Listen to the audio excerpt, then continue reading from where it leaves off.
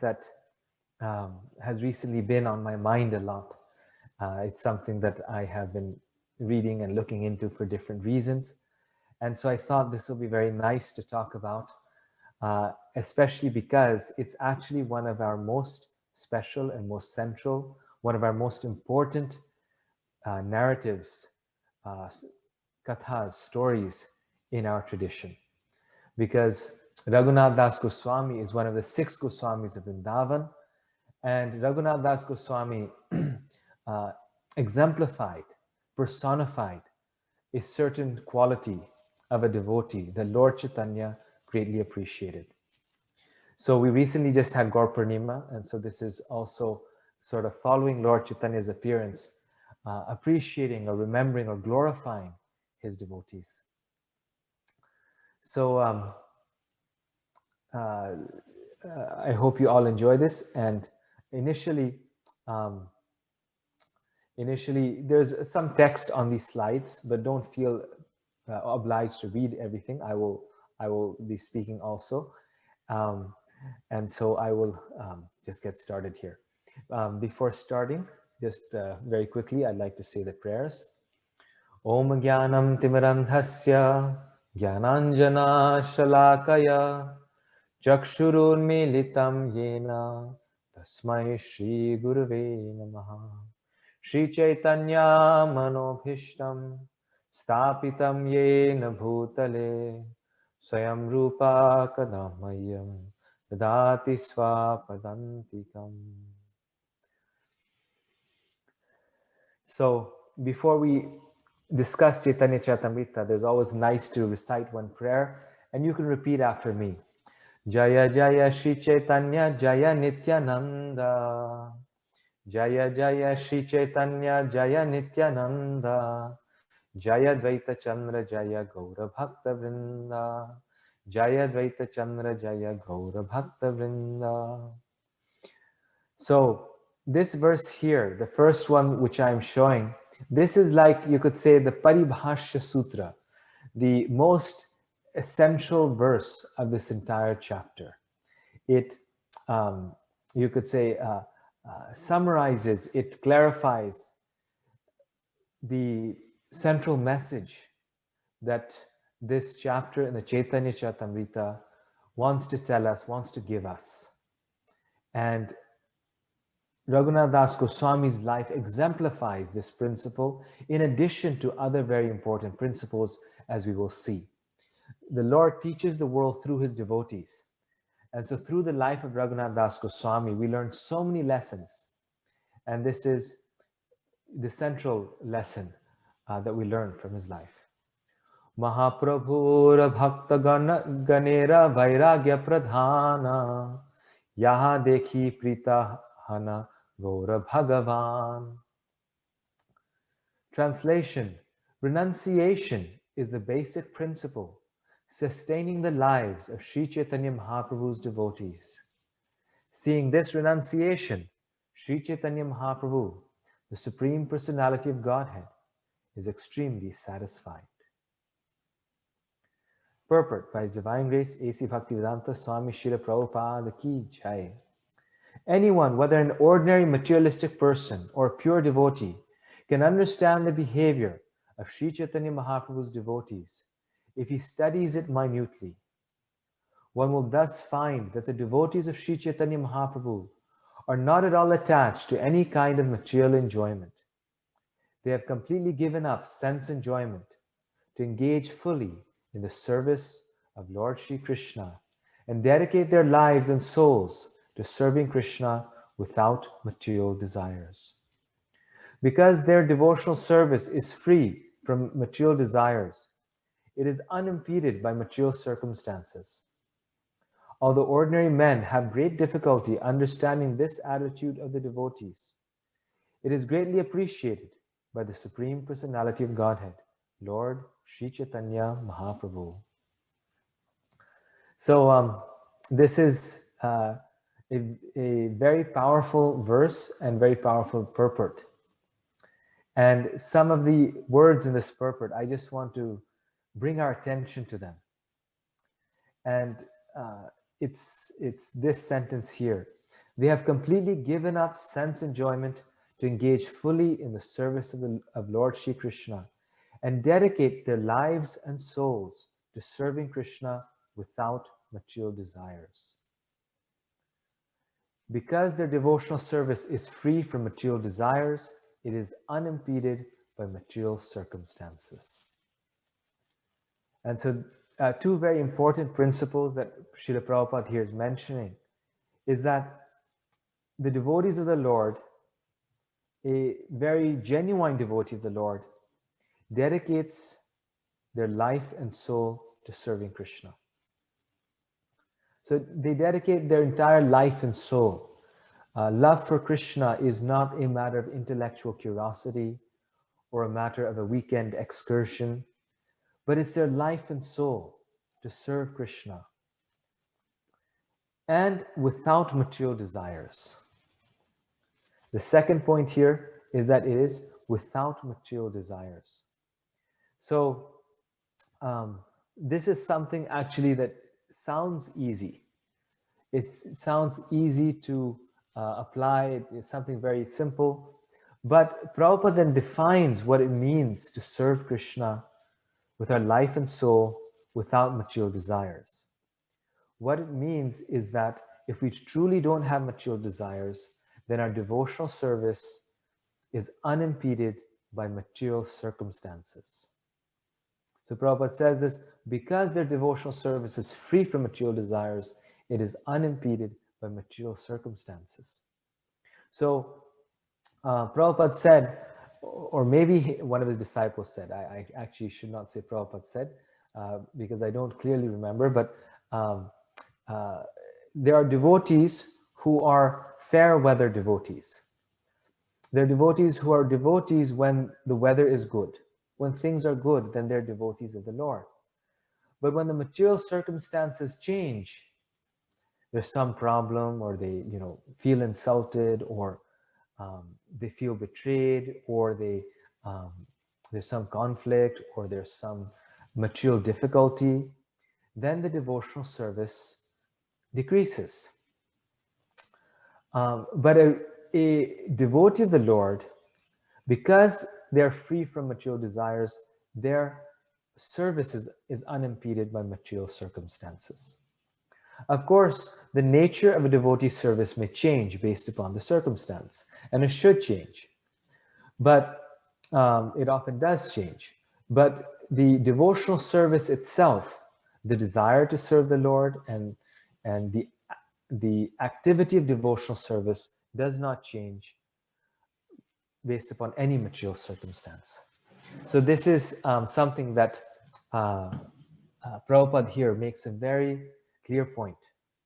And we will see how this is exhibited through the life of Raghunatha Goswami. Just on this point that the devotees of the Lord dedicate their lives and souls to serving Krishna, I was just hearing a very nice class. And in that class, the devotee was saying that how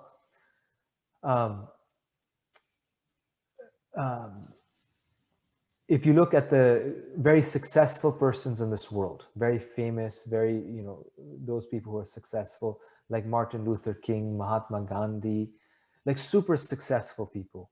The reason why they were so successful in what they did is that they were not afraid to give their life for that work.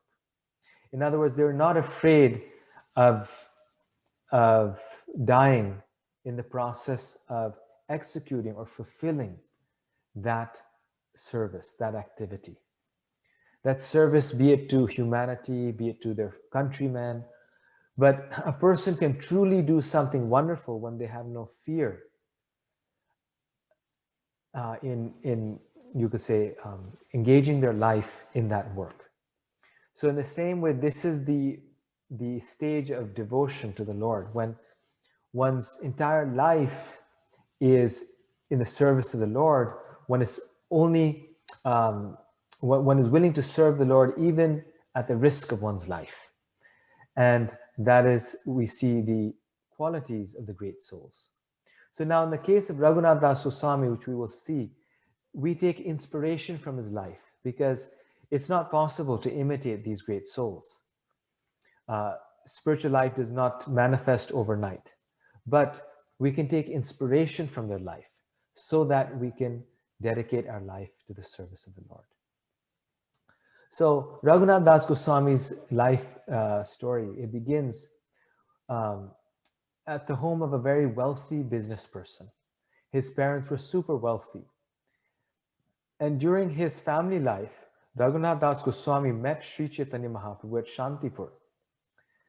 And when he met Sri Chaitanya Mahaprabhu there, he was so overcome by Sri Chaitanya Mahaprabhu's presence, his beauty, that he immediately wanted to give up his worldly activities and join Sri Chaitanya Mahaprabhu full time. He told Lord Chaitanya that I have no attraction now for this material world. I simply want to become a renunciate, and I want to travel with you. I want to stay with you always. But Lord Chaitanya does not allow him to join him. Instead, he tells Raghunath Das Goswami that you go back home. Now you think, oh, this story was about renunciation. We just read this verse. And Lord Chaitanya does not let him renounce. He says, go back home and fulfill your duties. And receiving Lord Chaitanya's instructions, Raghunath Das Goswami returned home and played exactly like a pounds and shilling man. This is Prabhupada's translation. Pounds and shillings man means just like an ordinary business person, but a very expert businessman. But Raghunath Das Goswami was inwardly completely renounced, even in family life, but he did not express his renunciation externally. So his father and mother, Raghunath Das Goswami was the only son, only child of his father and mother. So naturally, they were very satisfied by this because they didn't want him to become a renunciate. And Raghunath Das Goswami, in this way, fulfilled his duties and pleased his parents, but all the while being very renounced internally. And why did he take up this mood? It's because this was the same instruction that Sri Chaitanya Mahaprabhu gave to Rupa Goswami and Sanatana Goswami. When Rupa and Sanatana Goswami, when they meet the Lord, they also tell the Lord, I want to give up everything and I want to meet you. There's a very beautiful verse in the Chaitanya Charitamrita which describes this. And in response, Sri Chaitanya Mahaprabhu tells them, he tells Rupa and Sanatana Goswami, Paravyasan nini nari vyagrapi griha karmasu tadeva svadayatyantar navasanga rasayanam. If a woman is attached to a man other than her husband, she will appear very busy in carrying out her household affairs. But within her heart, she is always relishing feelings of association with her paramour. So Lord Chaitanya gives a very apt metaphor here. And again, it's a metaphor. This is abominable in material life, to have extramarital affairs. But as a metaphor, it's a very fitting metaphor. He tells Rupa and Sanatana Goswami that when a woman loves another man other than her husband, in order for that relationship to continue, externally she'll be even more perfect in her day-to-day family dealings. But in her heart, she's always thinking of her lover. And she does her family duties so that she can think of her lover often. In the same way, he tells Raghunath Das Goswami and Rupa Sanatana Goswami that Krishna is your true love. So think of him always. But externally, you still have to carry out your duties. And internally, you can relish this bhakti and this devotion to the Lord. Now the question is, why does he tell him this? Why not, if a devotee is meant to be attached to Krishna, if that's the goal, then why is Lord Chaitanya taking these devotees on, you could say, a circus, on a ring around and having them go through this method? And the reason is because renunciation is not artificial, right? True renunciation is not artificial. It's very easy to feign renunciation. We all do that. We all say that, oh, actually, I'm not attached to my family. I'm not attached to anything. I just have all these things, of course, but I'm not attached to them. But we are. This is why we have them, generally speaking. But knowing that, we have to go through, so to say, we have to work through those attachments by accepting them, or you could say maintaining what we have, but then gradually becoming more and more renounced within our heart. And this is initially why Raghunath Das Goswami was not ready to join Lord Chaitanya, at least externally speaking. Of course, he was Rati Manjari, he's an eternal associate of the Lord. But at that time, he was not fully ready. Lord Chaitanya was telling him, become prepared. This is a lifetime in preparation, right? Prabhupada says that how our life is a lifetime in preparation. So renunciation is something that we have to prepare for. And we discussed this in our Gita classes as well, that how renunciation is not the means of purification. Renunciation is not the means of purification, rather renunciation is the result of purification. So if we try to artificially renounce, we might come crawling back if we are not fully purified in our heart. But if we're fully purified, then we can renounce. So renunciation is a result of purification.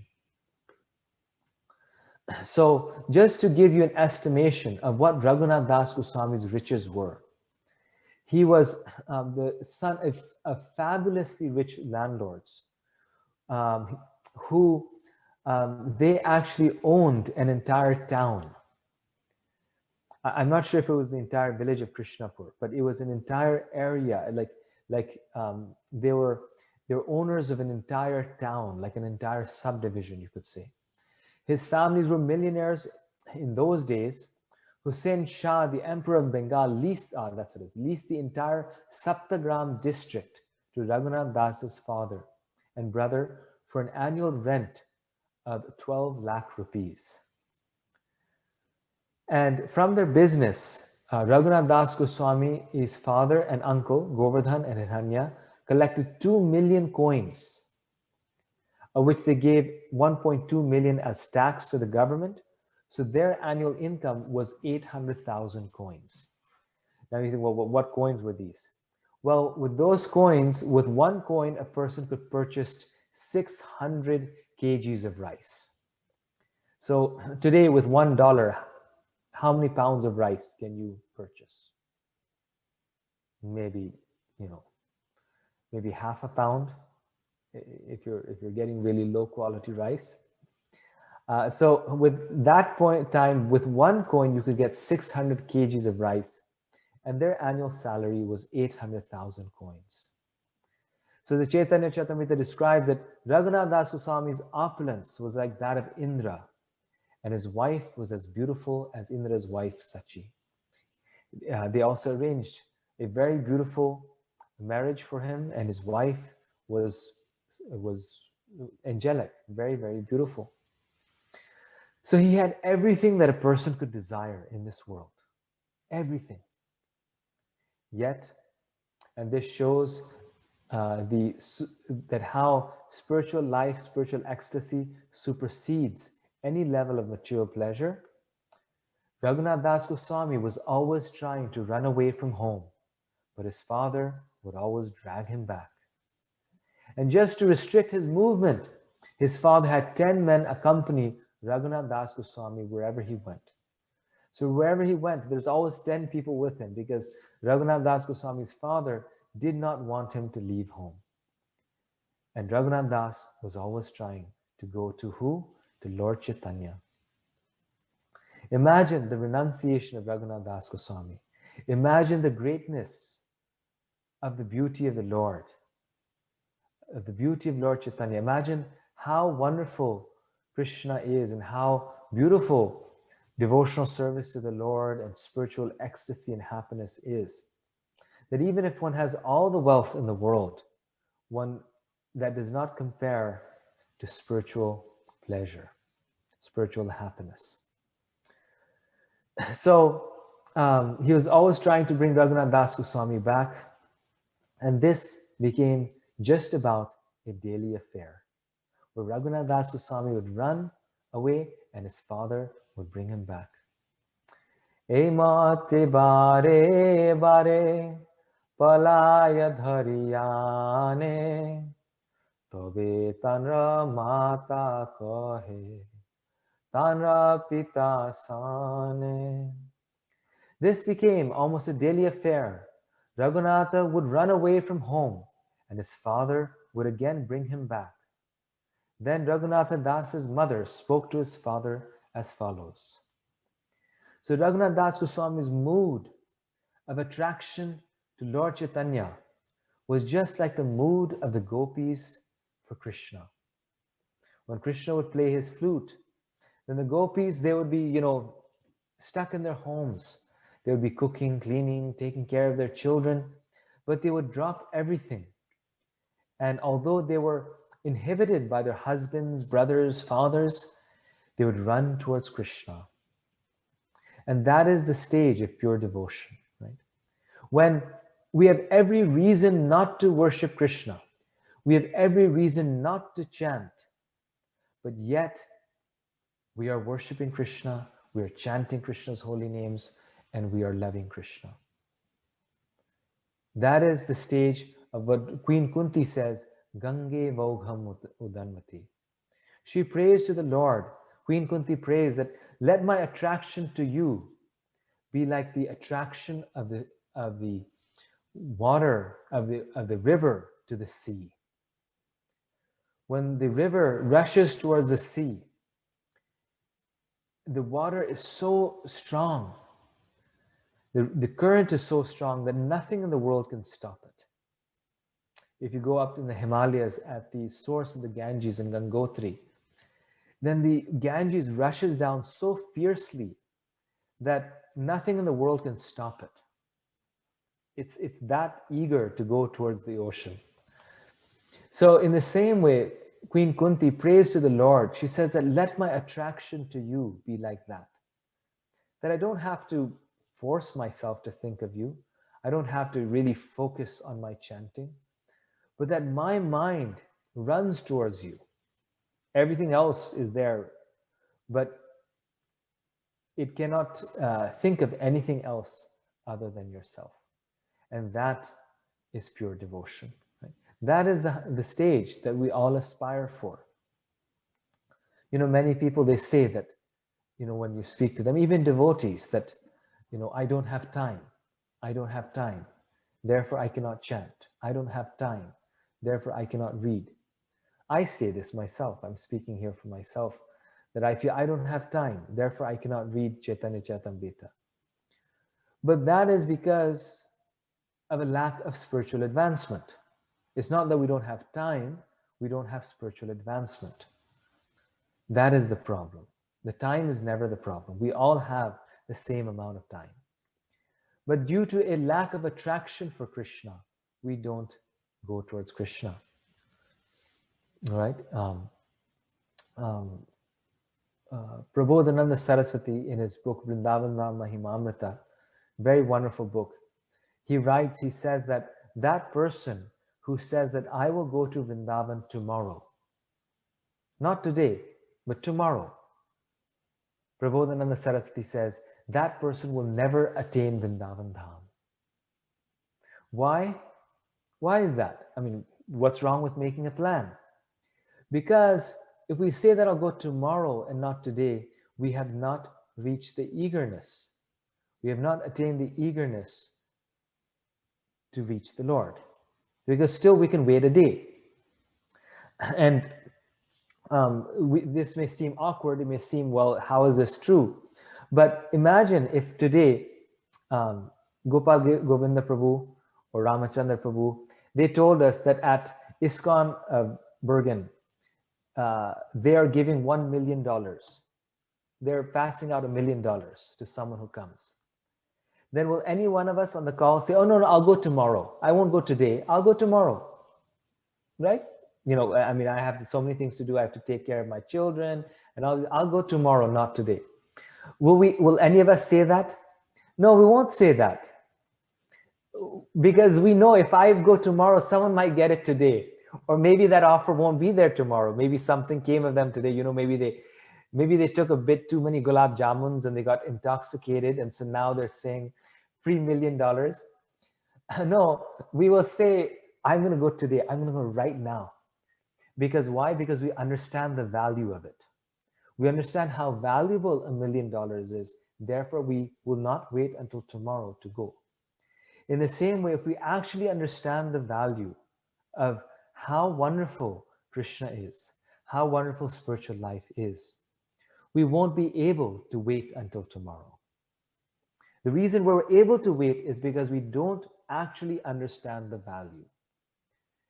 And Raghunatha Das Goswami and the Gopis of Vrindavan, they fully understood the value, the beauty, the greatness of the Lord, and therefore they were able to have this intensity to reach the Lord.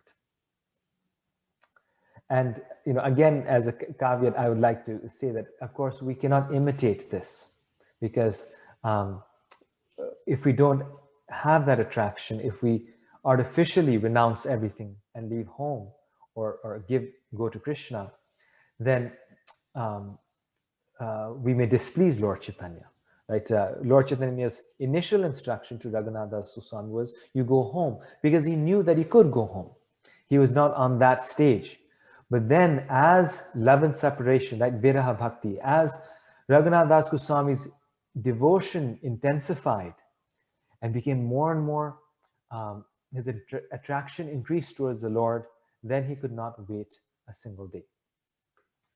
So then finally, very exasperated, Raghunatha Das Goswami's mother says these words to his father. Putra batula haila ihaya rakha bandiya tanra pita kahe tare nirvana haya. Our son has become mad, she said. Just keep him by binding him with ropes. His father, being very unhappy, replied to her as follows. So she said, this boy keeps on running away. So how about we just tie him up with ropes? It'll make life easier. To this, the father replied, Indra sama aishwarya sriyapsara sama isaba bandite nari lekaya ramana. Raghunatha Das, our son, has opulences like Indra, the heavenly king, and his wife is as beautiful as an angel. Yet all this could not tie down his mind. So the father replies very frankly that he has stronger ropes that he's already bound with, that can already bind him. Opulences like Indra, a wife more beautiful than an angel. Yet all this could not tie him down. Dadira bandhe bandhane tanre rakhiva ke mate janma data pitta nare prarabdha khandaite. How then could we keep this boy home by binding him with ropes? It is not possible, even for one's father, to nullify the reactions of one's past activities. So Prabhupada in the purport to this writes, kind of paraphrases, that the father tells the mother, you think that these thin ropes are going to bind my son when the ropes of the greatest material wealth has not bound him? No one can change a person's destiny. No one can change a person's heart once it is fixed upon the Lord. Right? It's a very great lesson here, that in either condition, in either direction, so to say, The parents, they can help the child, and they should help the child as much as possible in their spiritual development. But ultimately, everyone has to row their own boat. Everyone has to fly their own plane. Ultimately, our spiritual life is our own responsibility. Ultimately, it's our own responsibility. The devotees are there to help us. The devotees are there to guide us. Our family members are there to help us. But all these great souls, you'll see, their spiritual life was ultimately a product of their own internal determination to be a devotee of the Lord. We cannot depend on others' determination. We cannot use that as our crutch. Ultimately, if we want to advance, if anyone will advance or not advance, it will not be because of their father or mother or because of their friend or relative. It will be because of their own heart, our own determination. So Prabhupada said this very often. He said, everyone ultimately has to fly their own plane. Lord Sri Chaitanya Mahaprabhu has fully bestowed his mercy on him. Who can keep home such a madman of Chaitanya Chandra? Right? So he says, who can do this? And they also are devotees. We have to remember that Raghunatha Das Goswami's parents were so wealthy, and they were also great devotees of the Lord. They were funding all of the activities of Lord Chaitanya's movement at that time. So they were actually also very dear to the devotees. Imagine if today, Bill Gates, or now he's a poor man compared to these bigger billionaires, Jeff Bezos and Elon Musk. Imagine if one of them became a devotee. Oh, something happened. So imagine if one of them became a devotee of the Lord. I mean, there would be no financial problem for the whole ISKCON movement. Right? Every center could, they'd just tell us, give us a blank check. And so use it as you need for the temple, right? I think every temple would have no problem. They have like $100-200 billion. Even a $2 billion would fund all the movement's expenses. Well, it was like that with Govardhan and the father and uncle of Raghunatha Das Goswami. During their times, they were the billionaires of their time.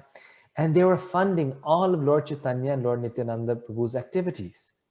The whole Sankirtan movement. Not that they needed it, but the point is the Lord acts through his devotees.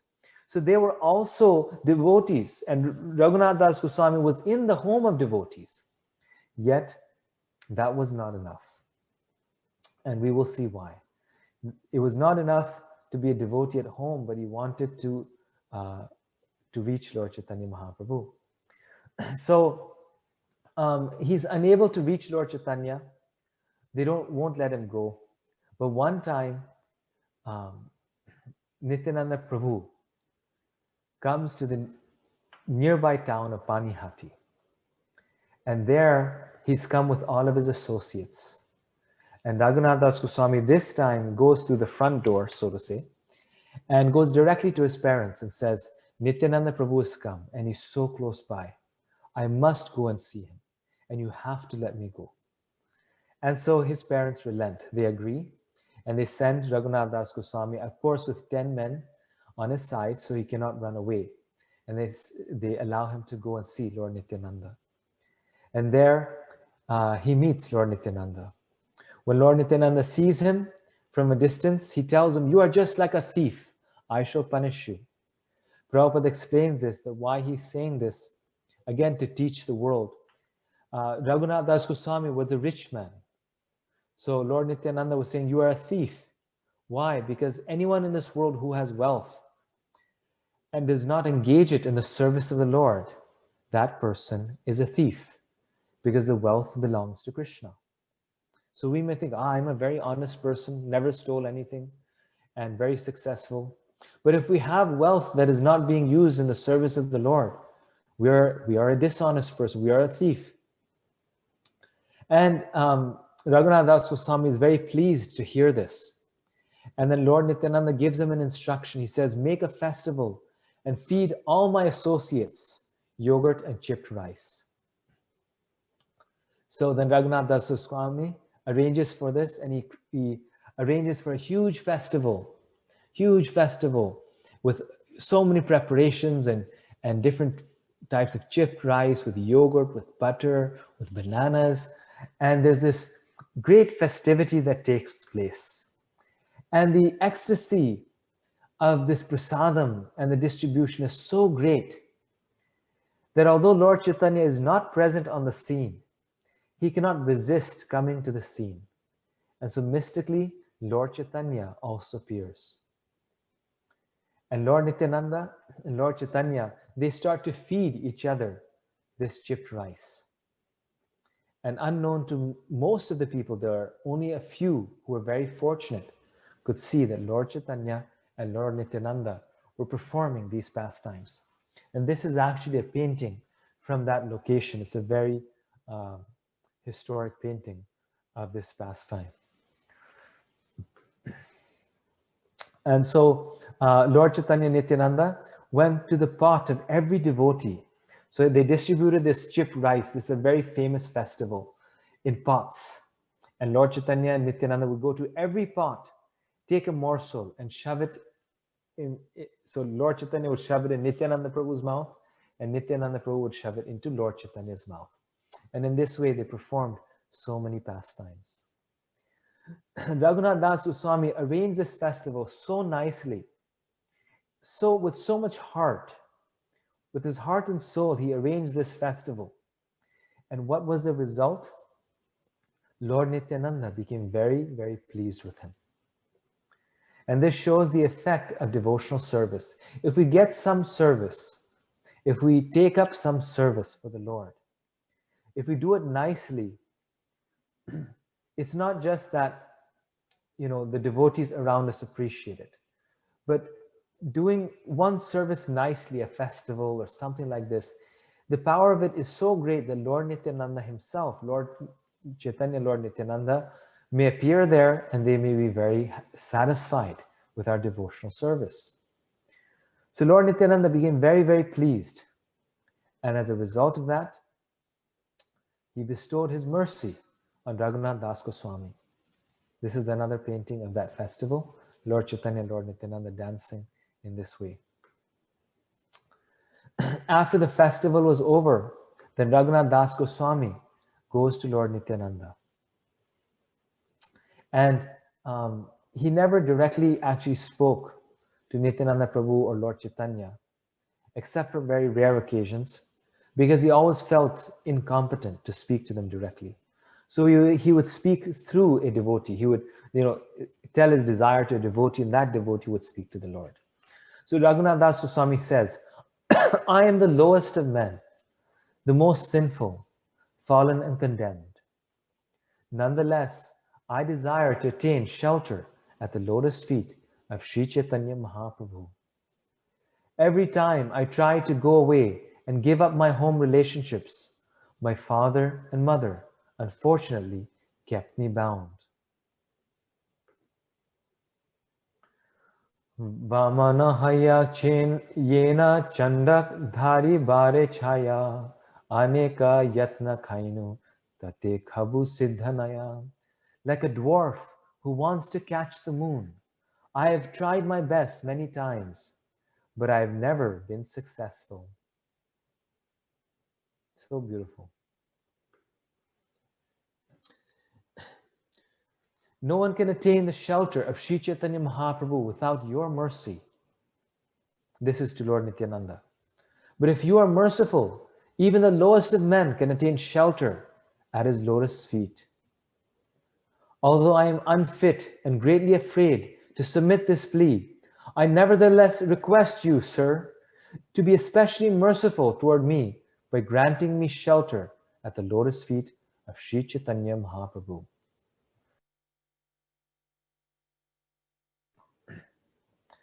Placing your feet on my head, give me the benediction that I may achieve the shelter of Sri Chaitanya Mahaprabhu without difficulty.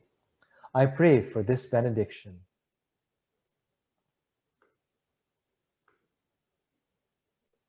So this is a lot of text here. I'll skip this. But Lord Nityananda, after he hears this appeal from Raghunath Das Goswami, he becomes very, very pleased, very happy. And then he tells all the devotees who are present there, he says, Raghunath Das's standard of material happiness is equal to that of Indra, the king of heaven. Yet, he's not attached to it, right? Because of the mercy bestowed upon him by Sri Chaitanya Mahaprabhu, Raghunath Das, although situated in such material happiness, does not like it at all. Therefore, let every one of you be merciful toward him and give him the benediction that he may very soon attain shelter at the lotus feet of Sri Chaitanya Mahaprabhu. And then this verse, which is one of my favorites, he says, one who experiences the fragrance of the lotus feet of Lord Krishna does not value even the standard of happiness available in Brahmaloka, the topmost planet, and what to speak of heavenly happiness. So, in this material world, we feel that we have so many problems. But if we have this consciousness, then how could we have any problem? How could there be any problem in this material world for us? Because there's no happiness that we desire or that we feel that we are lacking, because the only happiness is the fragrance of the lotus feet of Lord Krishna. And a very wonderful example of this is, and Lord Nityananda quotes this verse in this section, is Bharat Maharaj in the Srimad Bhagavatam. That although Bharat Maharaj was the king of the entire world, he was the emperor of the entire world, due to his attraction to the Lord, at a certain point in his life, he gives it all up. And he gives it up, the Bhagavatam describes, as one gives up stool after evacuating. It's not hard to do, right? After we go to the toilet, is it an existential question? Should I flush the toilet or not? Do we have to ask ourselves this question? Should I really flush this toilet? I mean, it's my stool. Maybe I should keep it. Maybe I shouldn't. Has anyone had this trouble? No one does. It's something that it's like easy decision.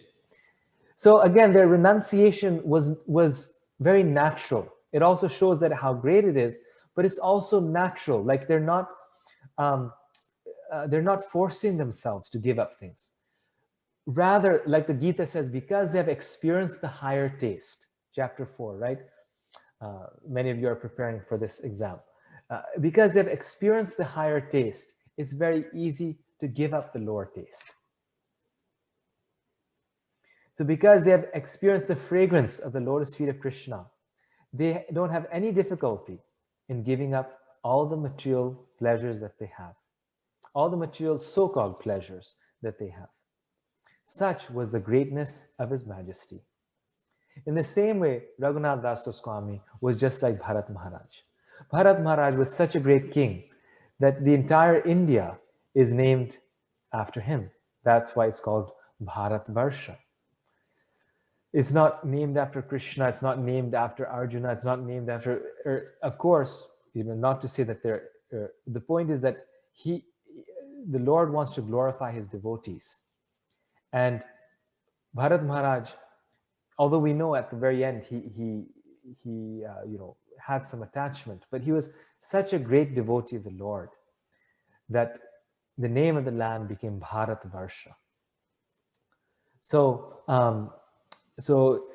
Lord Nityananda says this, and then he tells Raghunath Das Goswami. So first he speaks to the devotees and glorifies Raghunath Das Goswami and shows them how wonderful Krishna is, that such a rich person's son is attached to Lord Chaitanya like this.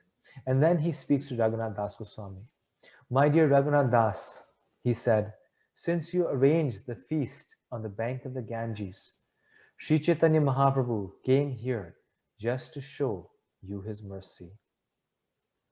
So Nityananda Prabhu makes it very clear. He says, since you arranged the feast on the bank of the Ganges, showing the power of serving the devotees, serving the Lord, Sri Chaitanya Mahaprabhu came here just to show you his mercy. So mercy is something that is earned. Of course, there's causeless mercy. And there's nothing that we can do to get that mercy ultimately. Ultimately, it is causeless. It is the Lord's desire, the Lord's mercy itself that gives us mercy. But mercy also needs to be earned. Lord Sri Chaitanya Mahaprabhu, Gaura Hari, came here personally to deliver you. Now rest assured that all the impediments meant for your bondage are gone. So very wonderful point that how the Lord is the one who removes the impediments to our surrendering to the Lord. The devotee does not remove the impediments. The devotee prays to the Lord to remove them. But it is the Lord that clarifies the path that the devotee should follow. The devotee doesn't go and burn down his house. That's not the devotee does not try to play God. Does not go down, burn his house and say, I'm renounced. Rather, if the house burns down, the devotee understands that just see, Krishna has made an arrangement so that I can become renounced. And this was Srila Prabhupada's mood very much when he spoke about his own life. Prabhupada was a very successful businessman. He was a pharmacist. And at a certain point, he's doing so well, and all of a sudden, everything goes wrong, and his business becomes bankrupt. He loses all of it. He loses his business, he loses his customers, even his family members, they become cross towards him. For no reason. He was the same super intelligent person that he was always. And so therefore then he understands that, oh, this is the desire of the Lord. The Lord has clarified this path for me. Now all I have to do is walk on that path that he's made. And Prabhupada said that until that time, he knew that his Guru Maharaj had given him this instruction to go to the West, which means leaving his family, and preach Krishna consciousness. And he said he would have nightmares thinking how he would do this. And he was unwilling to do it. But because he was praying to the Lord that please give me the strength to do it, please give me the path to do it. When the Lord made that path, and when he made that path, then Srila Prabhupada walked on it and fulfilled it. So now Nityananda Prabhu is telling Lord Chaitanya that now the Lord has clarified that path. Due to your service, Krishna has given you now the privilege to join him. And therefore, all of your impediments are gone. But here also there's another message that's even more important. That when does Raghunatha Goswami get Lord Chaitanya's mercy? He gets that mercy by performing service to Lord Nityananda. He gets that mercy after Lord Nityananda is pleased with him. And who does Lord Nityananda Prabhu represent? He represents the spiritual master. So this comes to show the importance of accepting the spiritual master. That we can get the mercy of the Lord only after we serve and please and accept the spiritual master. He tries so many times and runs away from home to meet Lord Chaitanya. He's not able to do it. The Lord does not allow it through his parents. They are instruments of the Lord's desire. The Lord does not allow it. But when he has a desire to go and see Lord Nityananda, he's able to do that. And then when he pleases Lord Nityananda and Lord Nityananda becomes happy, then immediately he gets Lord Chaitanya's mercy. So through this narration, there's also a very great lesson that we get the mercy of Krishna by getting the mercy of the devotees. And getting the mercy of the devotees means also getting the mercy of our spiritual master. Or I should say primarily, centrally, it means getting the mercy of the Guru. So we all must, as Krishna says in the Gita, tad vidhi pranipatena pariprashnena sevaya upadeshanti tad jnanam jnaninas tattvadarshina. Krishna tells us that we have to approach a spiritual master. We have to render service. We have to inquire submissively. And then we get his mercy. And then Lord Chaitanya tells all the devotees, after he has given blessings to Raghunath Das Goswami, he tells, that's not enough. He says, being assured of all this, return to your home. Very soon, without impediments, you will attain shelter at the lotus feet of Lord Sri Chaitanya Mahaprabhu. Lord Nityananda had Raghunath Das blessed by all the devotees, and Raghunath Das offered his respects to their lotus feet.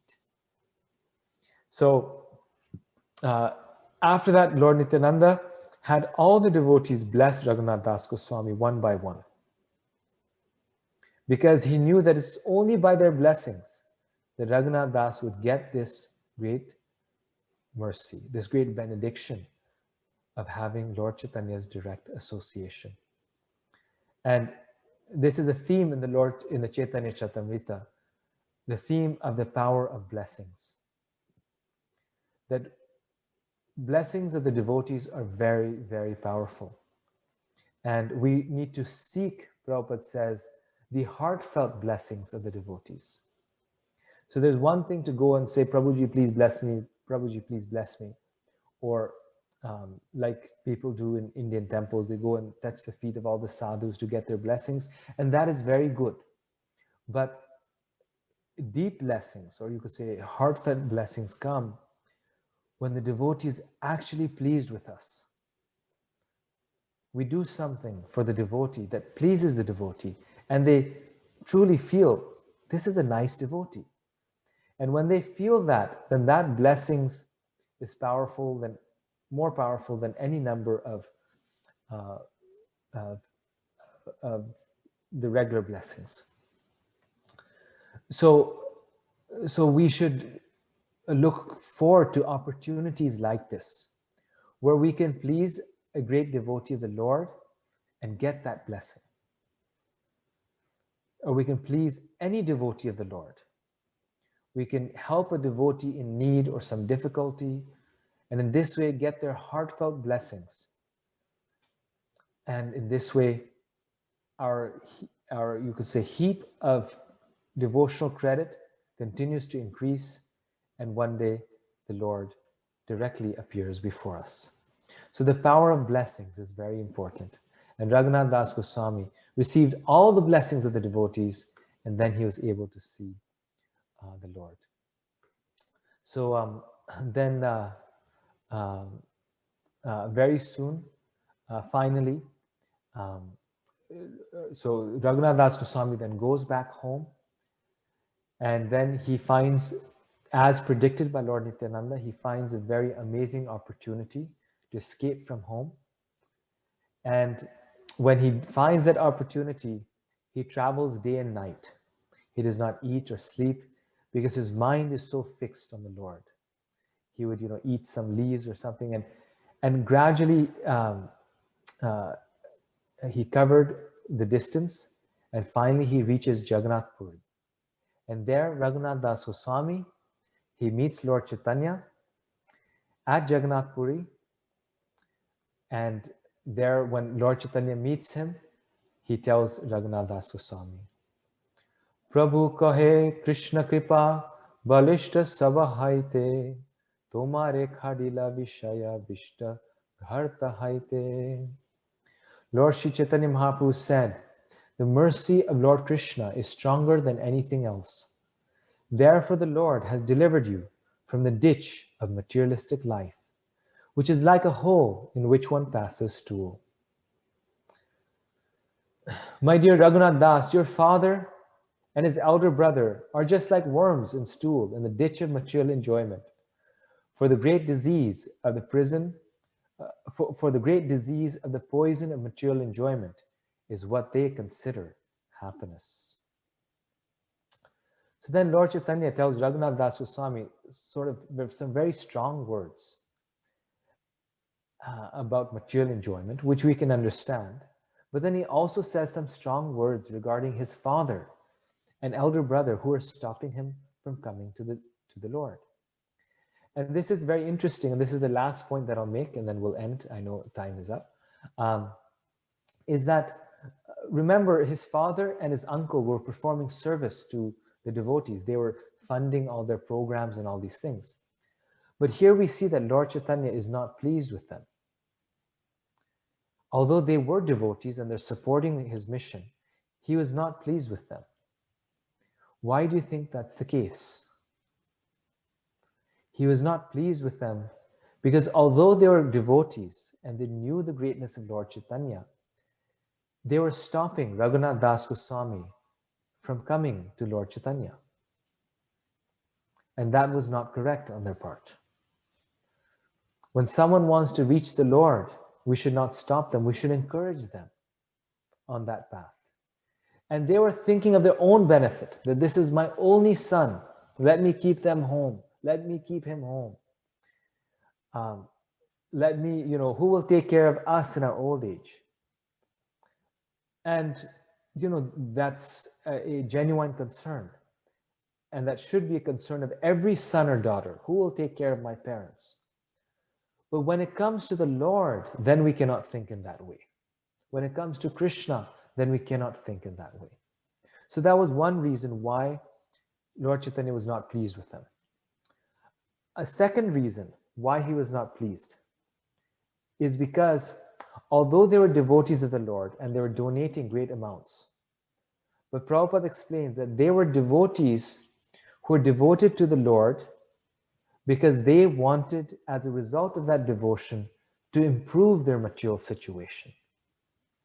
Not to give up material life and accept spiritual life, or not to become better devotees, but rather as a result of being a devotee, I will still be materially more happy. Materially, I'll become a bigger man. And this is not real devotion. Even if we are giving great donations or performing great service externally, if in our mind we're thinking, materially I can profit from this, then that's still not pure devotion. And so he wanted to show Raghunath Das Goswami, not show, but he was telling Raghunath Das Goswami that they are devotees, which he says later on here. I'll just read the translation here. Although your father and uncle are charitable to Brahmanas and greatly help them, they are nevertheless not pure Vaishnavas. However, they are almost like Vaishnavas. That although they are helping, Prabhupada explains, and they are, charitable, but their ultimate intention is that they want to be materially prosperous as a result of that service. Or even if not as a result of that, this is what they ultimately want. Their desire in their heart is to become materially very successful. But a real devotee's desire is that although they may be materially successful, their desire is that how can I become a pure devotee of the Lord? Not that the devotion should increase my material prestige. So the point being that Krishna, he doesn't see what we give. Krishna sees what we keep. What is it that we have kept? That is what we have not given. So in that way, he does see what we give, but he sees by what we keep. Right? So if, again, going back to our billionaire example, if Elon Musk, if he gives a donation of $100,000, his donation may still not be as much as if, one of us gives $100 check to Krishna. If, our salary is, $1,000 a month. Because why? Krishna will appreciate the person who gives $100 more. Why? Because Krishna is seeing what we're keeping.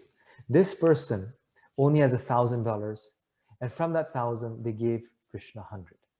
This person had 200 billion, and they gave 100,000. It's not even 0.01% of their wealth. So Krishna is smarter than we are, and Krishna looks at what we keep. So yes, they were giving charitably to the Brahmanas, but they were also multi-millionaires. They were not interested in giving, in accepting spiritual life and giving up material enjoyment. And Raghunath Das Goswami, although he could have, stayed in that comfortable position, Raghunath Das Goswami was interested in giving up everything and keeping nothing for himself, everything for the Lord. And that is what our mood should be. Everything for the Lord. All of my skills, all of my resources, all of my intelligence, everything for the Lord. Although like Raghunath Das Goswami, we cannot give up everything externally, but our intention, our effort should be in that direction. That we cannot give it up, but we can engage whatever we have, our family, our home, our resources, our connections, our skills, all those things, we can engage it in Krishna's service. So I'll stop at this point. I'm sorry for going a little over time. I apologize. And we can have discussion. Thank you, Prabhu. Beautiful class. A lot of interesting lessons and things to take away in our practical life. Um, I'll just take few minutes to maybe a minute to make few announcements. Is that okay, Prabhu? Yes, Before of we go for course. the Yes. questions? Yeah. Yes. Okay. So devotees, maybe you can prepare for your questions, raise your hand or write it on the chat room. In the meantime, I'll just take a short moment to uh, to do some few announcements here. Just give me 1 second. Um,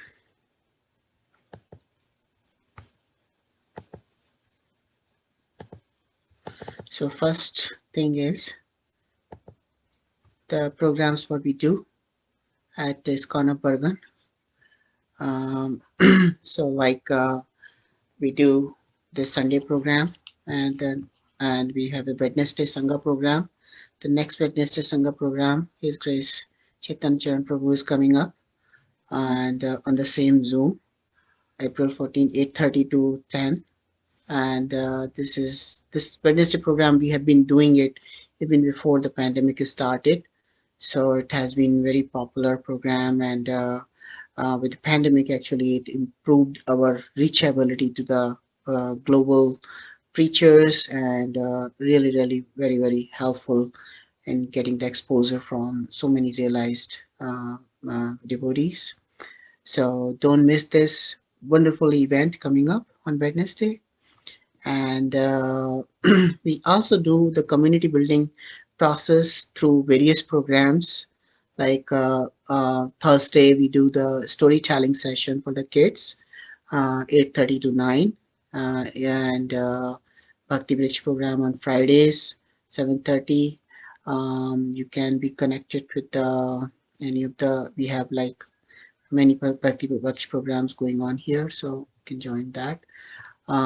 Sunday school for the kids. Those who want to enroll their kids, please contact us. And we do the midday weekdays Bhagavad Gita reading every day, 15 minutes, 12 to 12:15. Um, and then we also do the chanting every day, 6 to 8 in the morning.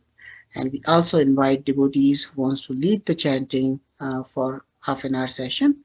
Those who are interested, please feel free to reach us. We can put you in the rotation for the next month. That's about the programs. And with that, I'll go back to the uh, question answers. And before that, I have a beautiful, beautiful announcement here. Um, and very happy to announce that one of the congregation members, Anand Joshi and Sulva Joshi Mataji and Prabhuji got initiated. Um, by His Holiness Kadam Kanan Maharaj. And I would like to request all the devotees that please congratulate them, call them when your time allows. And this is a beautiful opportunity. And actually, it's a very, what should I say? It's a very happy moment for us to see another devotee advancing towards the spiritual progress. And in fact, I take the opportunity to get the blessings from the devotees. Thank you, Prabhu. Thank you. Thank you so much, Prabhu. Hare Krishna. Hare Krishna. So, Gopal, you want to announce their names? yes, the names. The most important thing, I missed that. Sorry. In the excitement, I did not announce that. Amala Purana Das. That's the Prabhuji's name. Mataji's name is Sanjali Devi Blessing. And beautiful names. I actually attended the ceremony, and Maharaj was so happy in these names, and so exciting to bless them with these beautiful names. Um, Thank you, Prabhu, and thank you, Mataji. Thank you so much, Prabhu. Thank you for all blessings. Thank you so much, everybody. So because of all of you, we are here. I've been telling this since we joined this con. So I'm telling because of you all, we are here today. All this is possible. Otherwise, it wouldn't be possible. I went through so many hurdles, but all hurdle like passed pro because all of your blessings.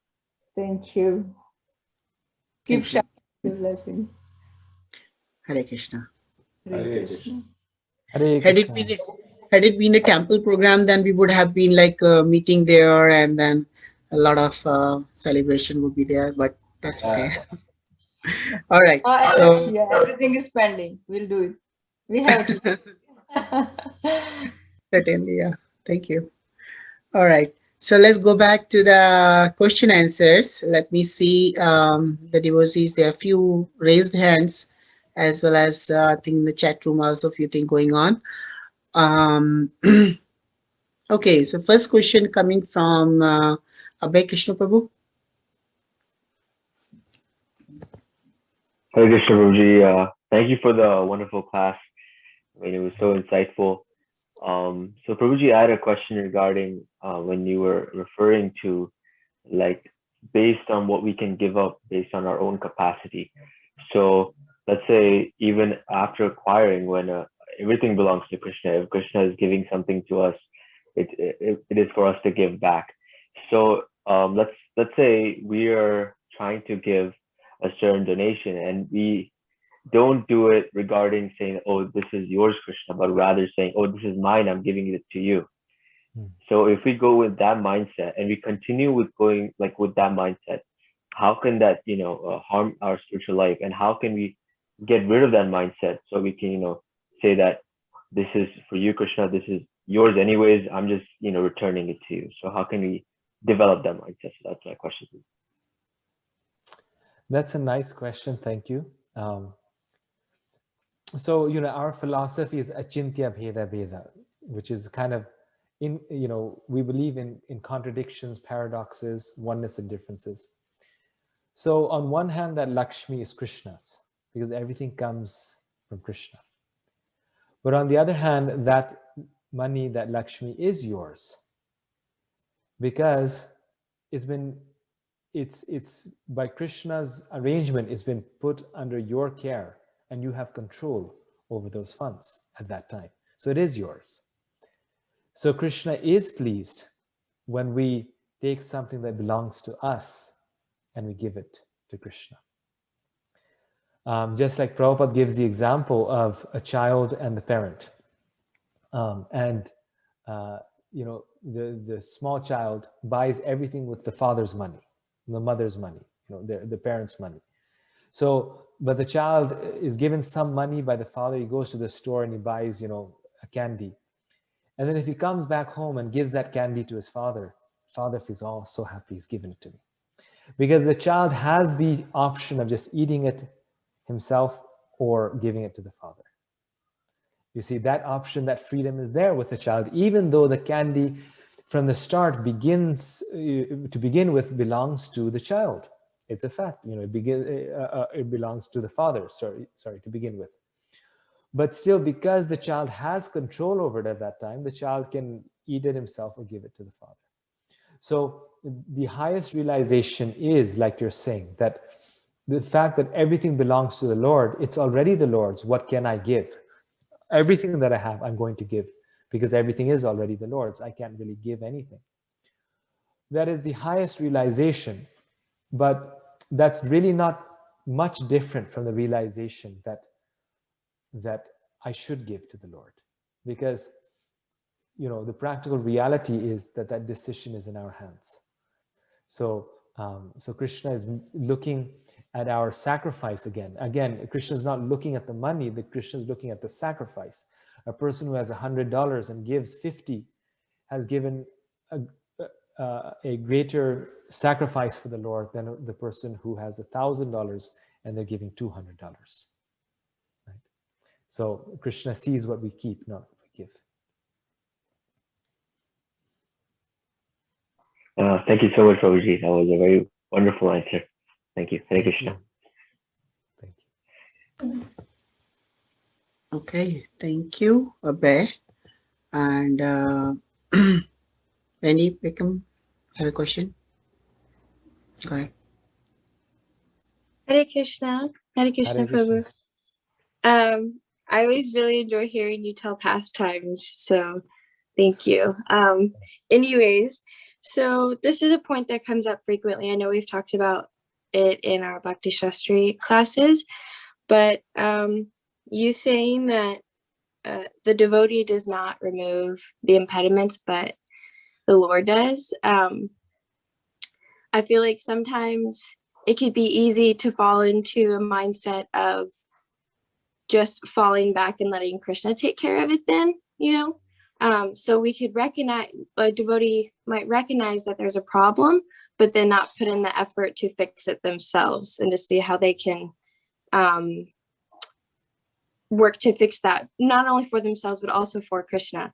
And if we want to develop a mood, if we want to try to develop a mood like Raghunatha, then how do we do this so that we're not expecting anything in return from Krishna, that we're actually, offering our services sincerely?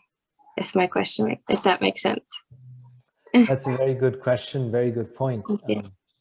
So, even in Krishna's pastimes in the spiritual world, we see Mother Yashoda, she has to stop the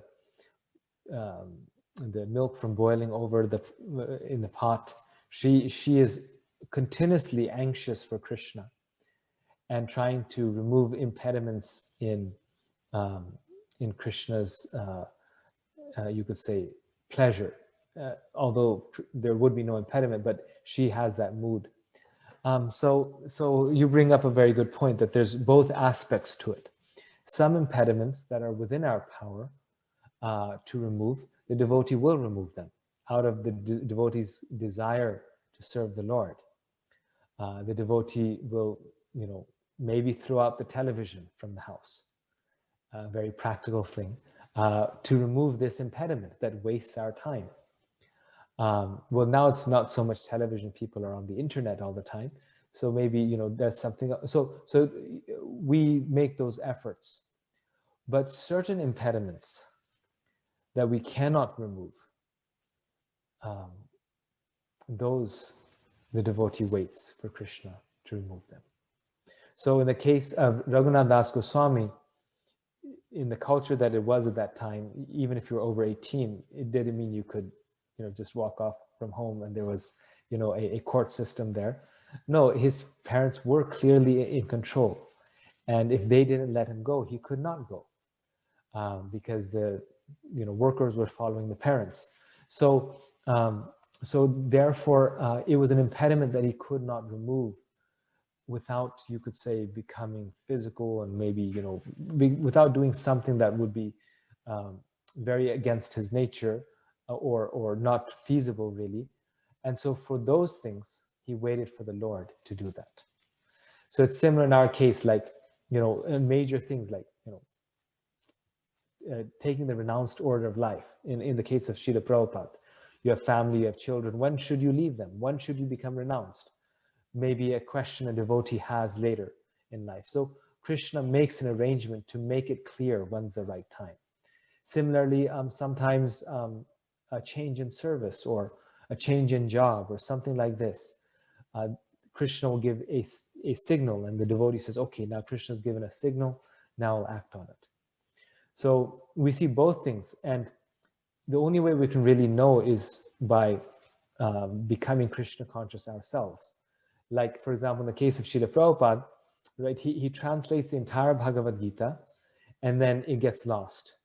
His, you know, family members, you know, sell it for something, and then Prabhupada knows that he's supposed to write it all over again. Someone else might say, oh, that was a sign from Krishna that actually I'm not supposed to do this service, and I shouldn't write a translation of the Gita. But Prabhupada somehow knew that, no, this means that I should write it all over again. So how did he know? How does a devotee know? Well, we were reading in the Gita how Prabhupada, Krishna says that through the, what was that verse we just, is that through the practice of bhakti yoga, of course there's so many verses, but I'm thinking of one specific passage where Prabhupada says that actually it is once a person becomes a pure devotee of the Lord, once a person becomes very purified in heart, then Krishna reveals everything very easily in their heart. So the knowledge of which decision to take depends upon our purification of heart. Thank you. Your answer was very clear as well. Like you said, Krishna would make it clear. That was very clear and comforting. So thank you, Prabhu. Hare Krishna. Hare Krishna. Thank you. Thank you. Any other questions around? If you have any questions, you can unmute yourself. And in the meantime, I will, Prabhu, I have one question. In the class, you mentioned that mercy, there's ahetuki kripa, right? So, and then there is a mercy can be earned as well. So the fact that mercy can be earned is something, can you please elaborate on that, how we understand that? Yes. So we have this very wonderful Leela of Damodar Leela, right? Yashoda and Krishna, and Mother Yashoda ties Krishna up with rope, right? This is why she's celebrated as one of the greatest devotees of the Lord, because she is able to tie up Krishna. Now, before she's able to tie him up, the rope is always 2 fingers too short. 2 fingers too short. So who knows? Why is it 2 fingers too short? What do the 2 fingers represent? The effort from our side. Okay, and, that's 1 finger. And mercy. Yes, mercy is 2nd finger. So they both go together until Mother Yashoda was not perspiring and almost fainting. And until out of her determination, she hadn't gotten every single rope in the house, which was a lot of rope because they had 1,000,000 cows. So you had a lot of rope if you had 1,000,000 cows. Until she found every single rope in the house, Krishna did not agree to give his mercy and allow Mother Yashoda to tie her up. So mercy is causeless still, because even after getting all the rope, still she did not do anything to deserve tying God up. So in spite of our effort, we will never deserve to reach God, because God is so great that no matter how much we do, we're still less. But the effort invokes the mercy of the Lord. When she made the effort, then Krishna was willing, okay, take my mercy. Then there's no shortage. And to this, Prabhupada gives the example of the sparrow and Garuda, right? That how the sparrow, it's impossible for the sparrow to empty out the ocean. But it's only when the sparrow tries that Garuda comes and actually, is willing to empty it out for him. It's only after the sparrow tries. So it's not the effort itself that gives us the mercy, but the effort earns us the mercy, or you could say invokes the mercy of the Lord. That's a wonderful explanation. I really feel very comforting with this. And on the same text, we also hear another context that getting into the devotional services is also possible only through the mercy. It cannot be the karmic activity. It has to be. It is not a result of the karmic activity. It is the result of mercy, whether it's ahetuki kripa or is it like little effort, as you explained that sparrow's example. So in that, yes. Yeah, so let me in ask you that, this, Prabhu, that so many people met Srila Prabhupada. Thousands of people did. But only a few became his disciples. So Prabhupada was merciful to all of them. Prabhupada was like the rain cloud. He was showering his mercy to every person he met. But why did only a few take it up? Because in addition to his mercy, there is that aspect of their own desire, their own willingness and effort to accept it. So except for very rare circumstances, it's never a one-way deal. In Lord Chaitanya's pastime, we find that Lord Chaitanya would embrace someone and that person would be starting to, jump in love of God. And they could do that, Lord Chaitanya could do that because he is God. But Prabhupada himself said, we are not Lord Chaitanya. I am not Lord Chaitanya. He said, I can give my mercy, but you have to also make the effort to accept it. So rare circumstances where it's only one way, and you're right, causeless mercy can be truly causeless, where it does not require any effort on our part. Krishna is not bound by our effort. He can liberate anyone he wills, like Lord Chaitanya did sometimes. But generally speaking, as far as we are concerned, there's always an aspect of effort that has to be there, and that Prabhupada himself, his pastimes, showed. thank you, Prabhu. That's really, really wonderful answer. And I'll pass on the bucks to more devotees around here. Madhava Prabhu. Hare Krishna, Gopal, Hare Prabhu. Thank you very much for the wonderful class. Prabhuji, you made a point in your lecture that for Raghunath Das Goswami, it was not enough for him to just stay at home as a devotee. Of course, there's many things that services you can do at home as a devotee, but he also wanted to do many things which it bounded him. He could not necessarily do at home, which is why he kept on trying to go to Mahaprabhu. So sometimes similarly here, the feeling may come up that we want to do certain services, and for that requires not staying home or early false renunciation. And so that's one part of it. And the other part of it, it's like, I can't do that because I know I'm probably going to come crawling back, but the desire is still there. And the desire is just there. It's holding, you hold on to that desire. So what do you do in that situation? If you could shed some light on that. Very nice question, Madhava Prabhu. So I'll be very painfully honest with you. I'm a very lazy boy. I'm very lazy. I don't like to exercise, and my tummy shows it. And no matter how much I do on my own, right?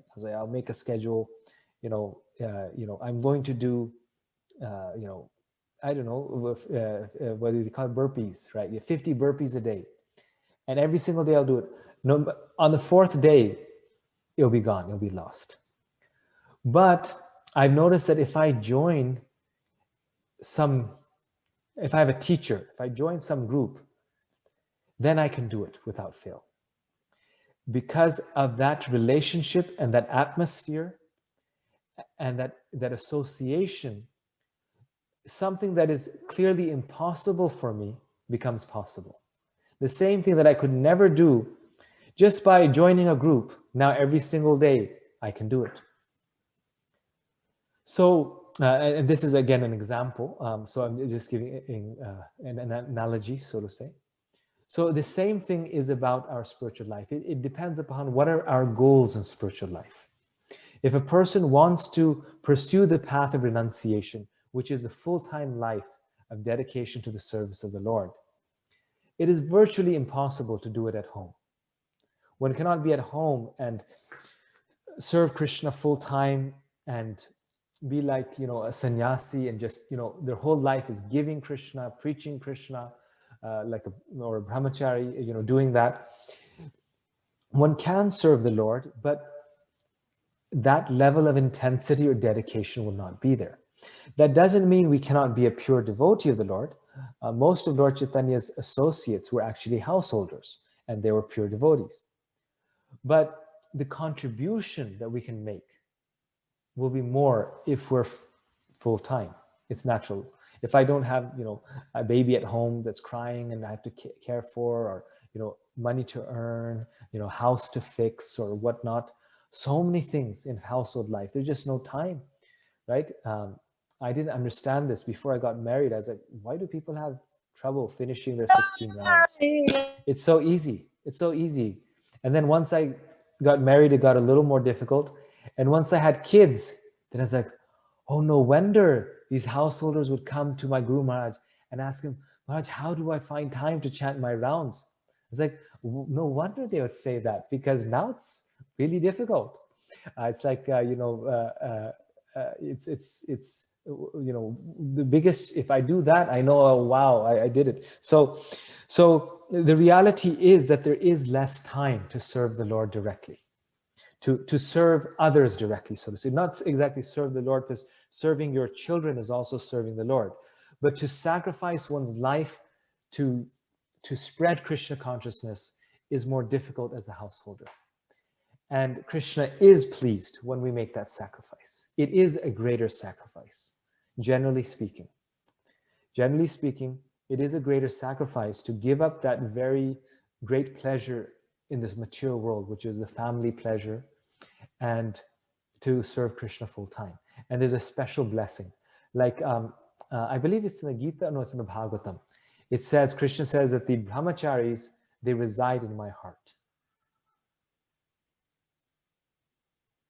So the brahmacharis, why the heart? Because they perform they give up everything for Krishna. And householder life also has a lot of austerities, but still, it is more difficult to lead that life. It is just a more austere life. Thank you, Prabhuji. Hare Krishna. Thank you. Thank you, Mother, for engaging in this nice conversation. Alka Mataji, you want to go ahead with your question? Hare Krishna, Prabhuji. Dandavat Pranam. All glories to Srila Prabhupada. Wonderful lecture. And I totally agree that, you pointed out a very valid point, that if all the millionaires or the billionaires of the world donated even fraction of their wealth, there would be no poverty in the world. What to speak of ISKCON? But then, I was just thinking that people who are wealthy may not be devotees, and when they donate, they may expect something in return. Just to illustrate, Elon Musk might tell us that, why don't you advertise Tesla at every ISKCON event? So I was just thinking that how would that affect our movement? And again, it's a side question, Prabhuji, it was coming again and again. I'm sorry if it's taking us away from the issue, but if you could just talk a little bit about it. Hare Krishna. No, that's a nice question. We were discussing this topic. If a person is giving a donation but wants something in return, how will that affect our Krishna conscious activities? Right. This is your question. Well, see, Lord Chaitanya, he tells that He tells Raghunath Das Goswami that your parents are not real devotees, but they're almost devotees because they want to donate, but they still want material happiness in exchange for that service. So the point being that that is still good for them. But Lord Chaitanya is saying that that's not the highest thing.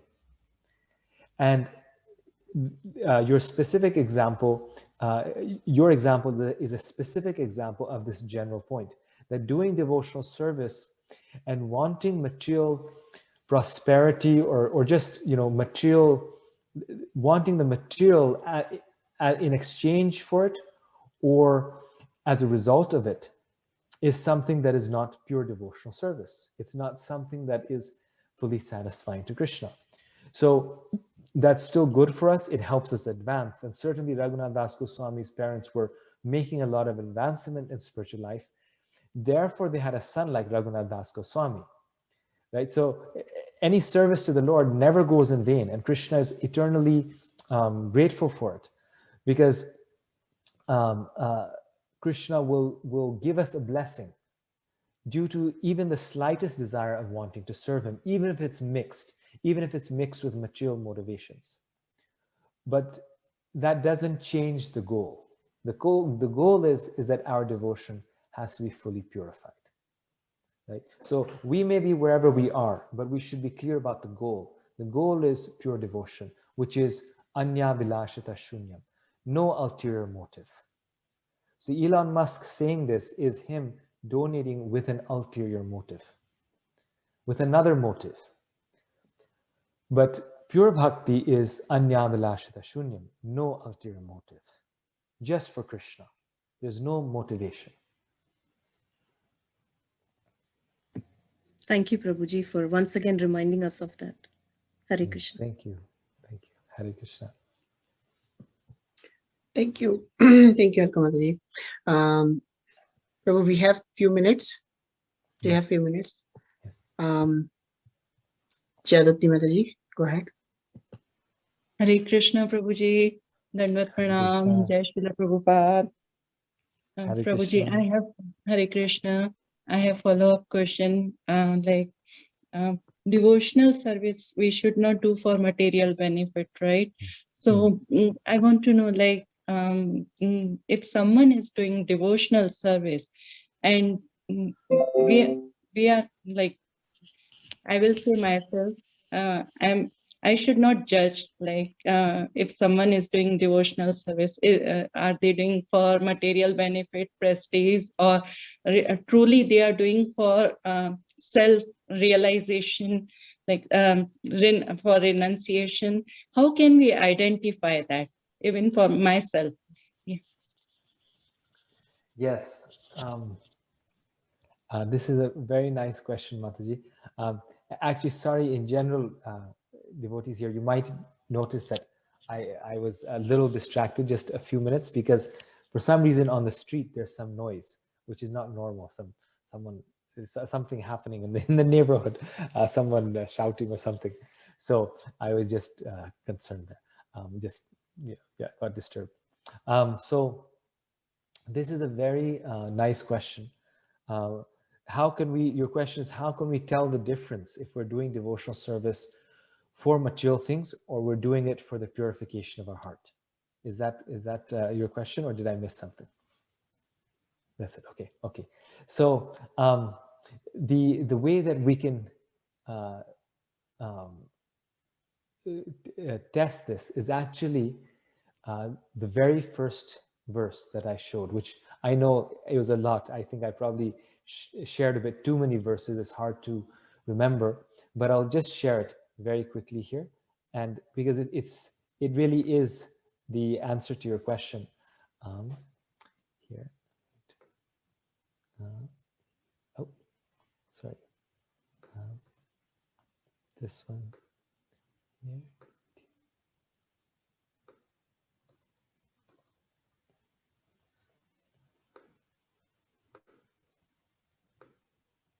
Okay, so here Prabhupada says that the way we know that a person's devotion is pure is not by some artificial, how nice of a class can they give, or how nice of a kirtan can they lead, but it's true, it's real, it's devotional service if it continues in spite of material circumstances. If it continues in spite of the situation changing, or it continues over time. So in the Bhagavatam, there's this very beautiful verse that, defines here, Prabhupada says, because their devotional service is free from material desires, which is what you're asking, how do you know? So if it is free from material desires, it is unimpeded. It is unimpeded. It will be, it won't stop. So this is called Tailadhara, that pure devotion is like the flow of oil. When oil is poured, it pours very smoothly and it doesn't break. When you pour water, it's like, right? But when you pour oil, it's very smooth and it's constant. And it doesn't end.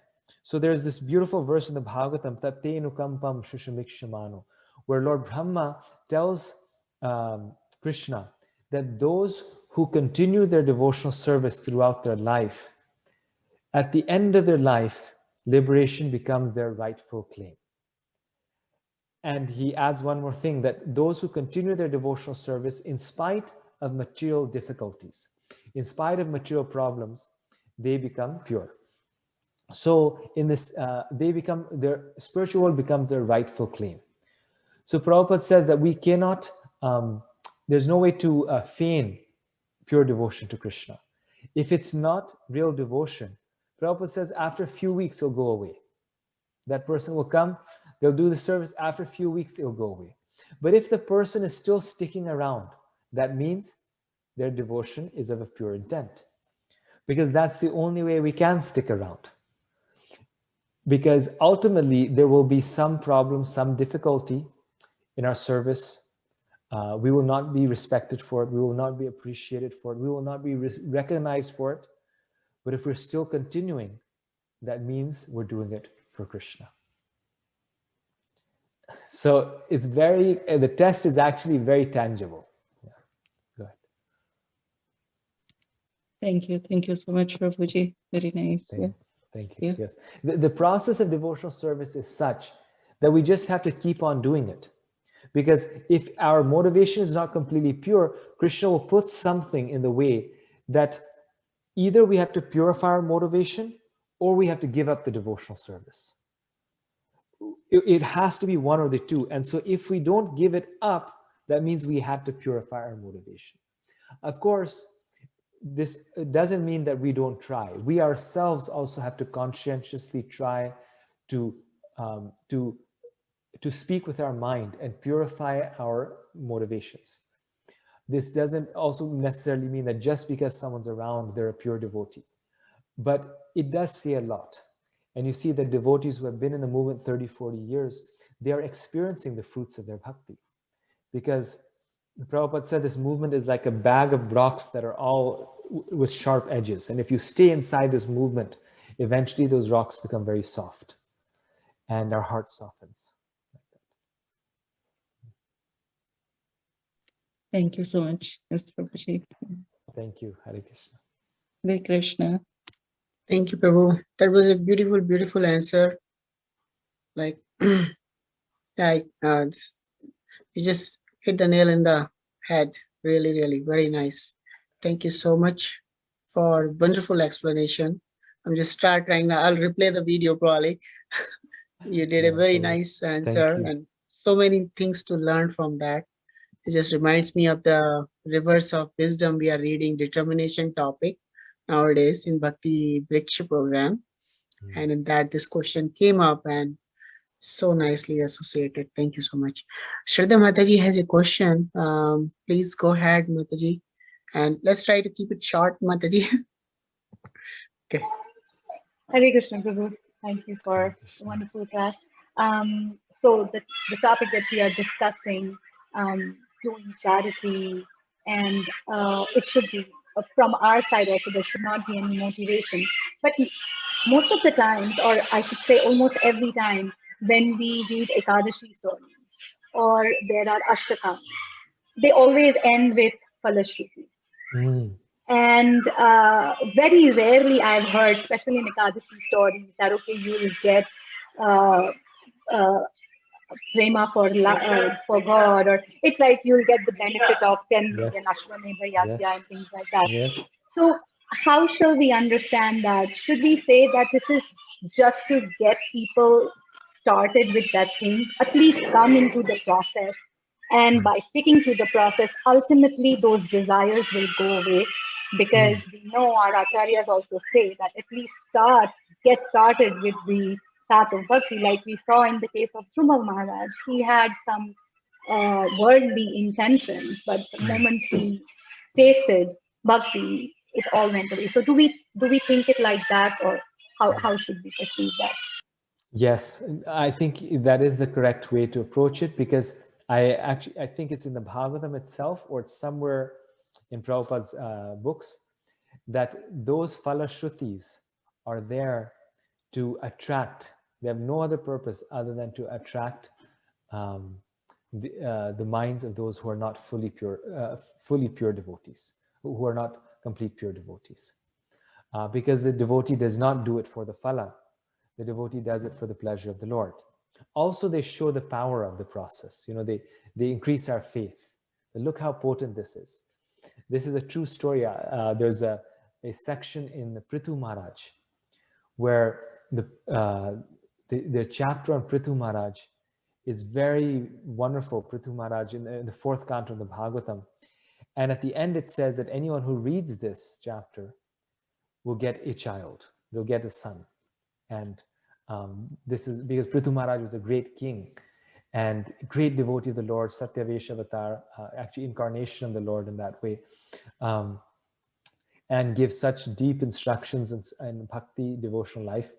And so one lady, she came to the temple and she went to the priest, which was one of the devotees. And so she asked, I want to have a child. We're having difficulty. What should we do?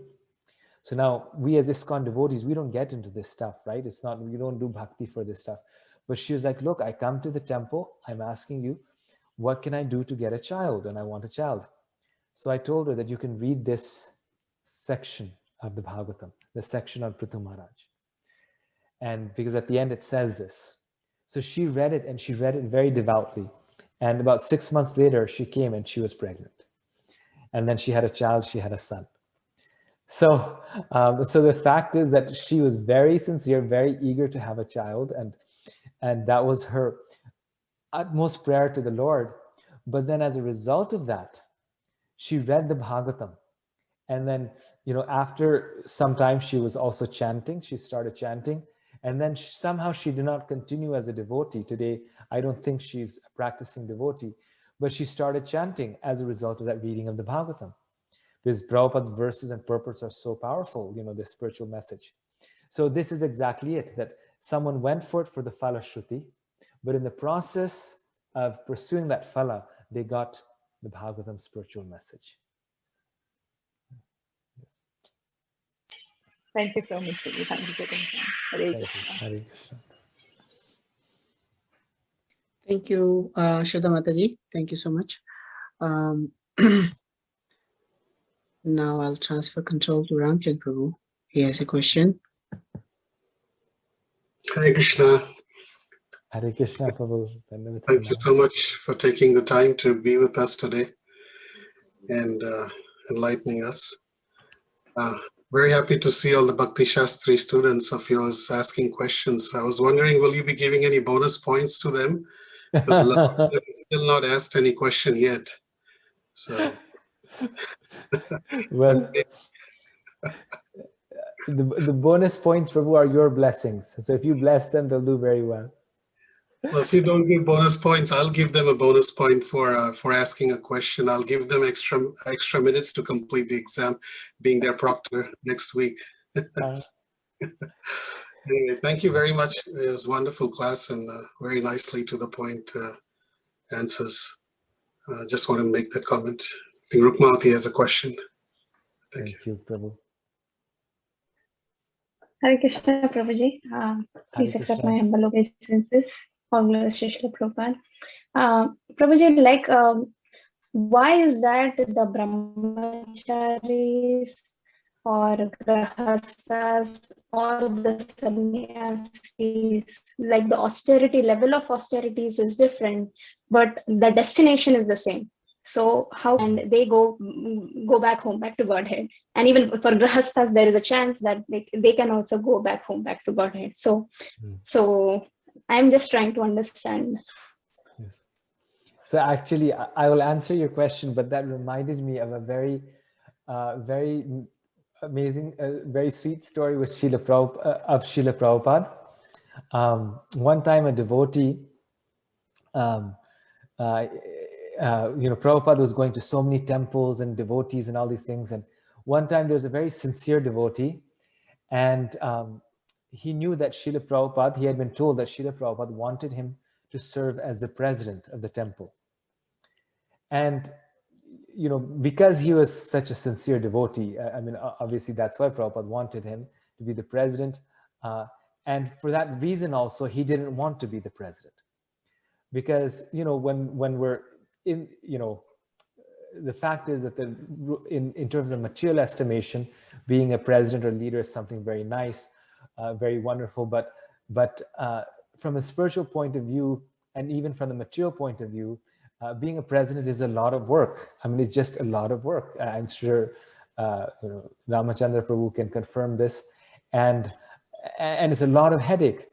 And a sincere devotee also doesn't want it. It's like, so why do it? So he didn't want to be. So he kept all of his arguments. Prabhupada was coming, and he knew that Prabhupada would ask him this thing.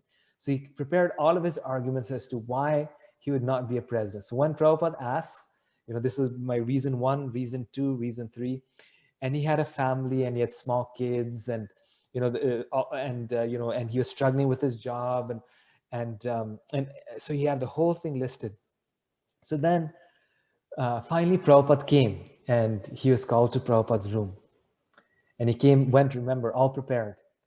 And so when he went there, then Prabhupada, he didn't know if Prabhupada would ask him or not, but this is, what was told.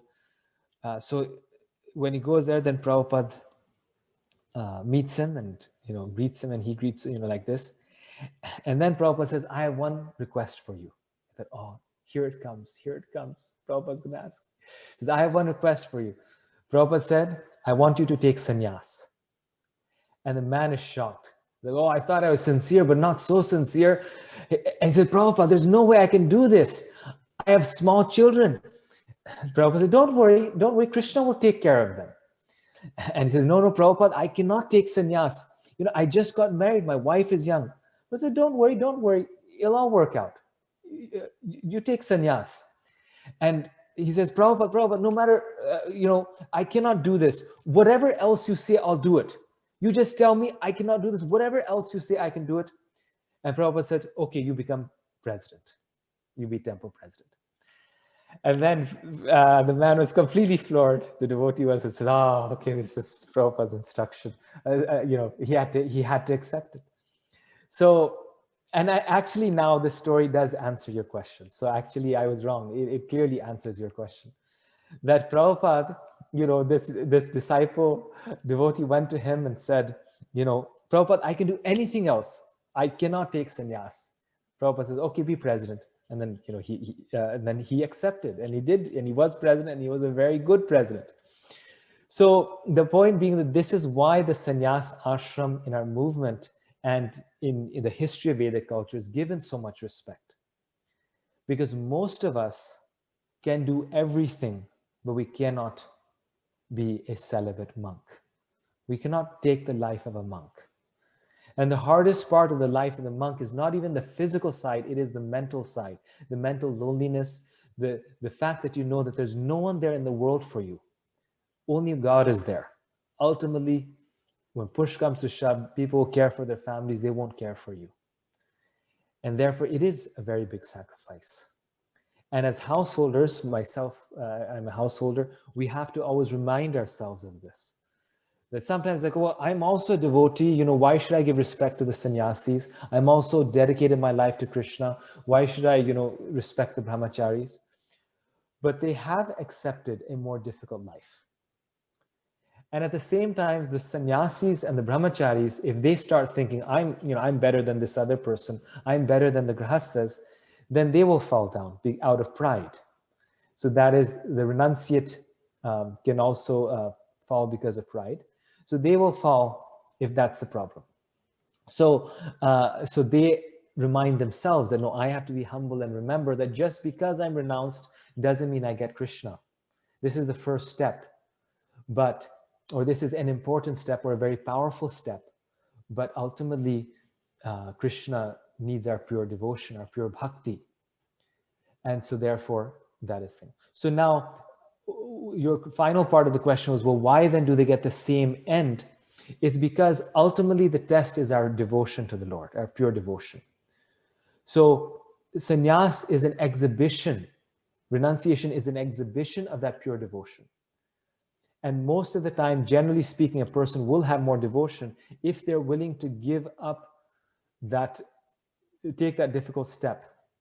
Because otherwise, how can you sustain it? You have to love God in order to do that. But it's not the only test, you see. If someone else in household or life purifies their desires and develops pure love for Krishna, then they also reach the same destination as the sannyasi. But how often does it happen? Less often. How quickly will that progress be? Probably less quickly. So if you think about sannyas and grahastha ashram, there are two roads that lead to the same destination. Exact same destination. But one is the fast lane, the other is the slow lane. That's the only difference. One is the fast lane, the other is the slow lane. So if you're on the left lane, you're going to go there really fast, and you're more likely to reach. On the right lane, it's going to be slower, and there's a lot of exits. So it's very easy to get entangled, right? The story of Bharat Maharaj. He got entangled with the deer. We get entangled with our children, our wife. There's 100 ways we can fall down. And so they're more likely to take the wrong exit or to go more slowly.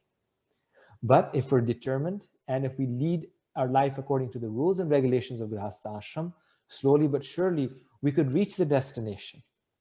And on rare occasions, the sannyasi who's in the fast lane can get into an accident. And then that's called fall down, right?